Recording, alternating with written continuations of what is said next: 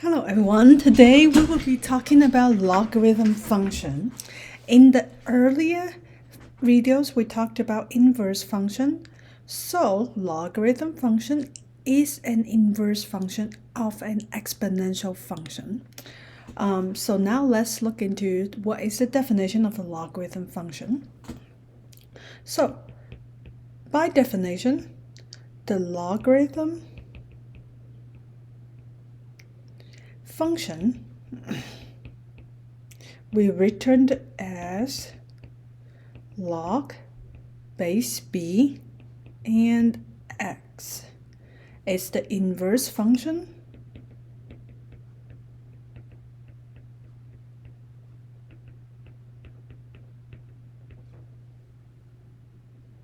of the exponential function.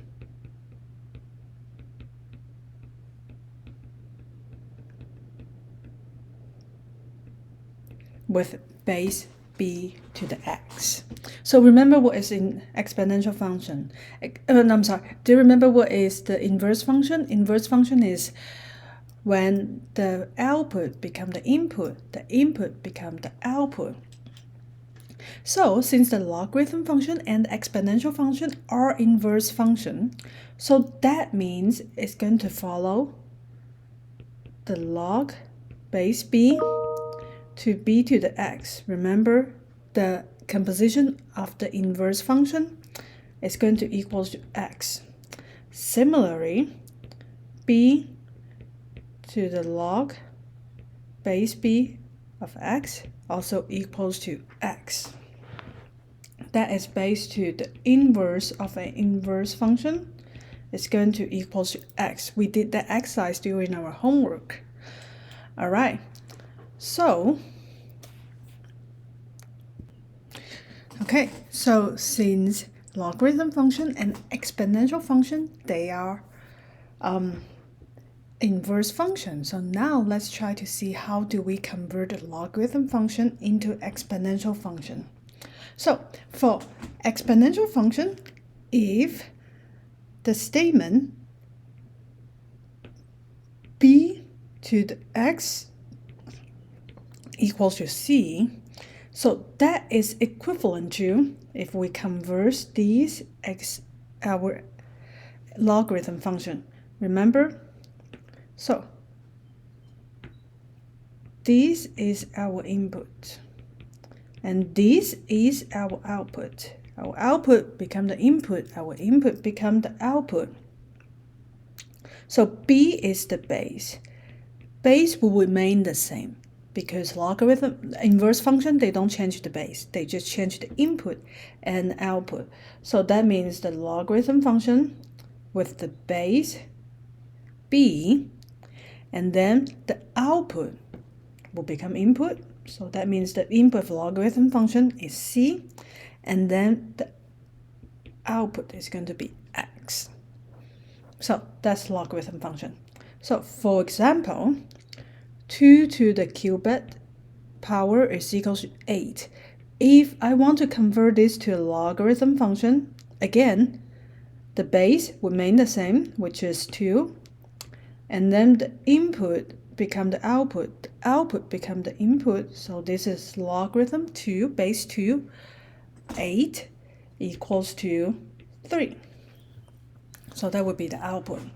So now let's try another one, such as 10 to the negative 4 power, which is equal to 1 over 10,000. And then if I want to convert this to a logarithm function, this is going to be log base of 10, and then the output become input, which means you swap these two positions. I have 1 over 10,000 equals to negative 4. Okay, so now let's do the opposite. If I have logarithm function log base 6, square root of 6 equals to 1/2. If I want to convert this to an exponential function, well, base remain the same. We don't change the base. because they're inverse function. Inverse function doesn't say anything about the base. And then you swap the input and the output so that I will have 6 to the 1/2 power equal to square root of 6.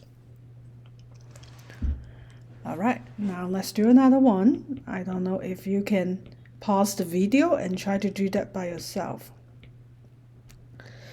This one, you want to convert this to an exponential function. Base remain the same. Input is going to be 2. Output is going to be 9. Okay, so what's the application for this problem? Well, we can use it to solve x if the x in a logarithm function, such as 2 to the x equals to 10. I want to solve for x.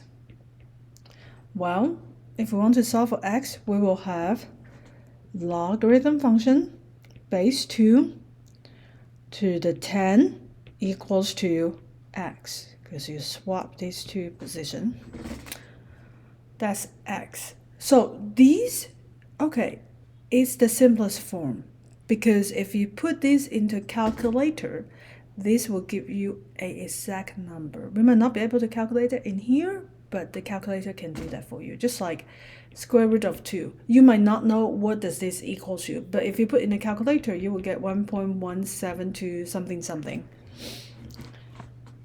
But we don't need to do that. We can just leave it as is a logarithm function. Okay, so now I want to introduce two special cases for the logarithm function. One is called common log. The other is called natural log. Okay, so what is common log? So the common log function is the logarithm function with base 10. And we return as log 10 to the x, but we return as this. So that means if you didn't set base, that means the default is going to be 10. So natural log is the log function with base e, the Euler's number, and typically log base e to the x, we write it as ln to the x. You might see this symbol in your calculator. All right, so now how do we use that to calculate that? Well, think about that. Here is example. If I want you to evaluate log to the 10,000, how do you calculate that? So if this is log to the 10,000, so that means this is a common log. So I have log base of 10 to the 10,000. So what number's exponent is equal to 10,000? It's going to be 5, right? Because 10 to the 5th power is equal to 10,000. So that means log base 10 to 10,000 is equal to 5. Or if I want you to evaluate ln square root of e, how do you do that? Well, you might have a hard time thinking about, hey, should I convert this to a exponential? Yes, you can do that. So let's use two ways. If I convert this to exponential, let's say, hey, this is equals to log base e to square root of e, right? Because that's the definition of ln. Let's say this is equal to x. I converted this to an exponential function. So the base is e, the power is x, equals to square root of e. So let's rewrite this. Square root of e, I can write it as e to the 1/2 power, right? So that means x is equals to 1/2. Because e to the x equals to e to the 1/2 power, so x has to equal to 1/2. Okay, what's the other way to do that? Well, the other way to do that is we use the inverse property. So remember that earlier we talked about b to the log b to base b to the x is equal to x. Also, this one, log base b to the x power is equal to x. That's the inverse property. So in here, that means I can write it as L log base e to the 1/2. So by the inverse property, I will have what? This is equal to log. This is going to, okay, let me write the inverse property next to it. You might have a little bit time to twist it. So this is base b to the x. This is equal to x. So in this case, our b is our e, right? The base is our e. So that means our x is equal to 1/2. So that means this guy is going to equal to 1/2. Okay, so you might notice that. So maybe this is another property. In fact, you're right. This is an exponential property for logarithm function, that if the logarithm function has the base b to a to the r power, so I can pull the r in front of the log. So this is equal to r log b to the a. So for example, log base 3 to 25. I can rewrite it as log base 3 phi to the phi square, and then pull the 2 in front. So I have a 2 times log base 3 of 5. Or I can rewrite the other way, 4 times ln to the x. I can rewrite it using the exponential property, which is we have it in here, to write this as, put this on the top, so I have ln s to the 4th power. So this is very important. So when it comes to power, the power is to whatever on top of the logarithm function, not to the whole function. That's the differences. Okay. So another property is called change of base property.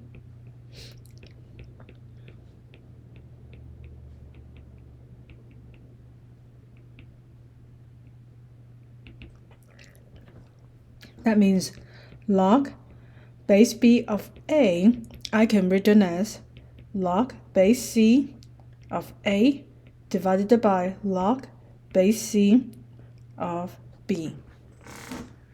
So that means I can write log the base b and a separated. Why we do that? Because this will help you to calculate log base b of a, because in your calculator you may see these two bottoms, log and ln.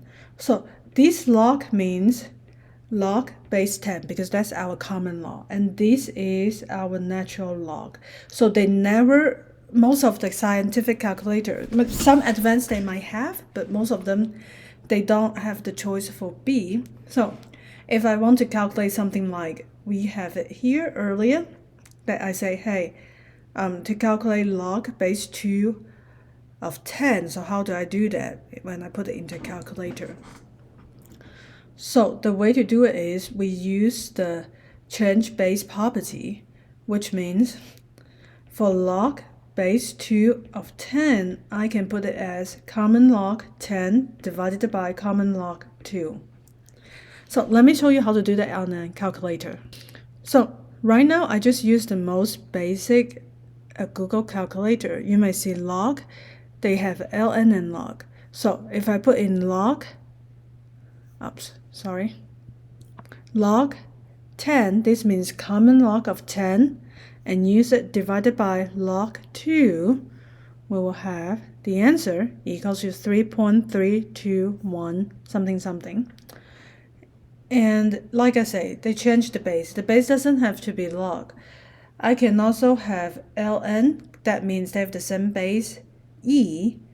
So ln divided by ln of 2, they should be the same as you use the common log to calculate the answer. Now let's check this. So the first time we used the common log, now we use natural log. So natural log 10 divided by the natural log 2, this is equal to the same, right? 3.3219298. So that's the application for the change base of a property. So let's for example, I want to solve 5 times 1.07 to 3t equals to 2. I'm going to use two methods to do it. So the first step is, since there's a 5 times something, you want to undo the multiplication, right? Because there's a 5 multiplied like exponential. I need to divide it by 5 on both sides first. So I have 1.07 to 3t equals to 2/5. Okay, the next step is I converted this into a logarithm function. So I have a log, the base remain the same, 1.07, and then the input become the output, and the output become our input. So I have this equals to 3t. And then 3 times t, to simplify it, to solve for t, I need to divide it by 3 on both sides, right? Remember, this logarithm function, we already learned how to use a calculator to calculate that. This is just a number. It's not something complicated. Okay, so I have log 2/5 1.07 divided by 3 equals to t. So that's the answer for t. Okay, another way to solve the same problem is we use an exponent property for logs. So I have a 5 times 1.07, 3t equals to 2. Now the first step should be the same. You divide it by 5 on both sides. I have 1.07 to the 3t power equals to 2 over 5, 2/5. Okay, so what is exponent's property? Let's do some review here. So that means log base a to the r power. I can write it as r log base b to the a. Well, what we can do is, how can we create the log? We already have an exponent here. So to do it is we take log on both sides. So that means we add log on both sides. So now we have the log. This is a common log with base 10. So that means these 3t we can put it in front.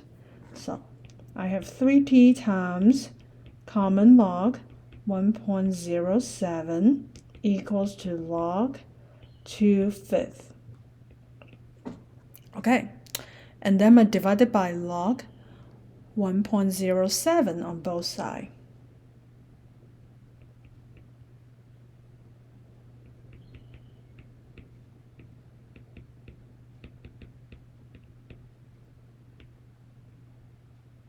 So this is gone. I have 3t equals to log 2/5 over log 1.07. And then you divide it by 3 on both sides. So if you can, by the change base property, you can merge these back into one logarithm function, since they have a common base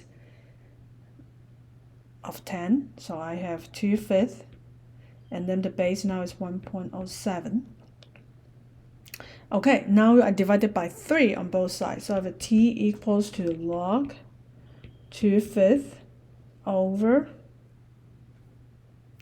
3 times log 1.07 if you don't merge them into one log. This would be your answer because you divide by 3 on both sides. Or if you merge it, this is also equals to log base of 1.07 of 2/5 and then divided by 3. Either way, they are the same. So now to solve that, we have two ways to do it. One is you convert this into a logarithm function, or you use the exponent property to solve it. So here is another example. So if I say a population grows from 100 to 120 in 2 weeks, and then find the continuous growth rate.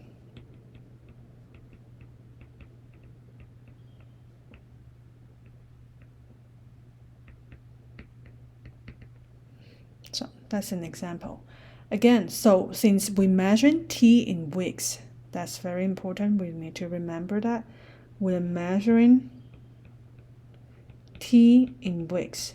Of course, you can set the function that we measure t in days. So that means t, instead of t equals to 2, if you measure t in days, that means t is going to equal to 14. I like to keep it as 2 because they didn't specifically say we have to measure in days. 2 is a smaller number, so it's easier for me to calculate in general. And we're looking for an equation that, hey, since we know that this is continued growth, so by our continued growth function, I have fx equals to a times e to the rt, where a is the initial value, e is the Euler's number, r is the rate, t is the time. In our setup, it's going to be in weeks. Okay, fx is the output. So that means the initial value is going to be 100. So a is equal to 100. E to the rate, we don't know. But t, we know that it's in 2 weeks. So that means this is going to be 2r. And after 2 weeks, the population reached to 130. Okay, now we need to solve for r, the rate. First step, we divided by 100 on both sides. So I have 13/10 equals to e to the 2r, or 1.3. If you want to keep it in a decimal, that's fine.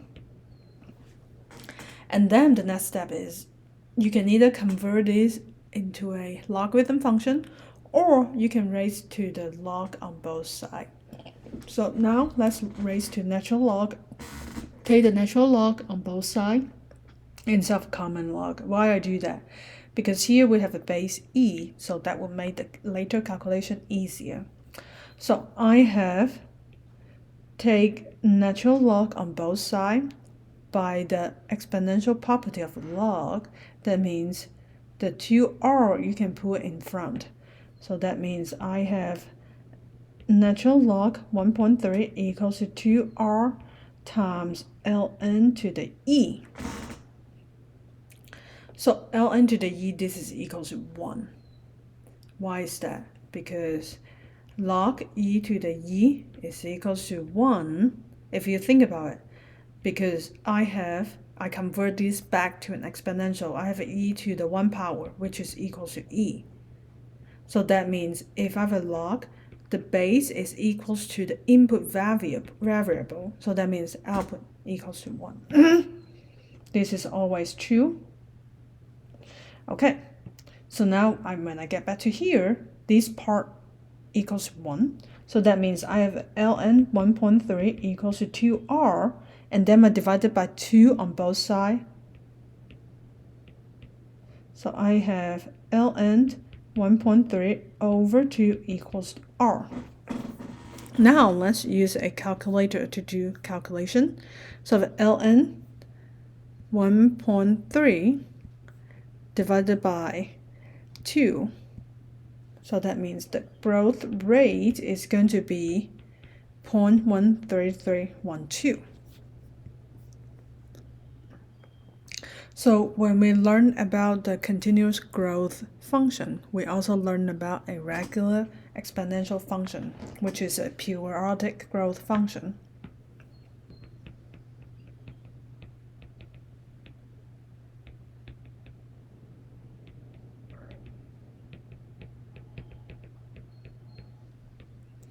So the differences between these two functions, the first one is equals to fx equals to 1 plus r to the x, or the time t, let's say t. So they can grow periodically. Remember the compound function, which means they can grow every day, or by month, like every month or every week or annually, like how we do the compound interest in one. And then for continuous growth function, we use the function a times e to the rt, where t is the time, r is the growth rate, e is the Euler's number, which means they continuous growth every minute, every second. So how can we convert this? Well, we can convert these. What do they look like? They're similar. They both have a and they both have t. So the only part they're different is here, right? 1 plus r and e to the r.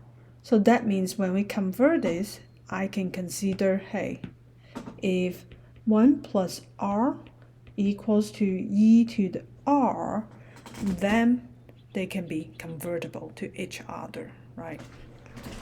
Okay, so now let's look into an example. So a company's sales can be modeled by the function s of t equals to 5,000 e to the t 0.12 t, with t measured in years. Find the annual growth rate. Now they've given you the continuous growth rate. So if we want to convert this into annual growth rate, the first thing is, what does the annual growth rate function look like? The annual growth rate function is considered what? Periodic growth rate function, which is fx equals to 1 plus r to the t power. So that means we need to figure out, hey, 1 plus r equals to what? 1 plus r is going to equals to, by the convertible formula, we know that 1 plus r equals to e to the t, e to the r. So in our example, that means the annual growth rate function is going to equals to e to the r 0.12. All right, so that means our annual growth rate is equal to e to the 0.12 minus 1. And now let's use a calculator to calculate that. Okay, we have a calculator, and I want to calculate e to the what power? 0.012 equals to that, and then minus 1. So that means the annual growth rate is going to be 0.1275. Let's keep 4 decimal places. R equals to 0.1275. If I want to convert this into decimal places, percentage, it will be 12.75. That will be the annual growth rate for that company. Okay, so that's it for today's videos. Let me know if you have any questions.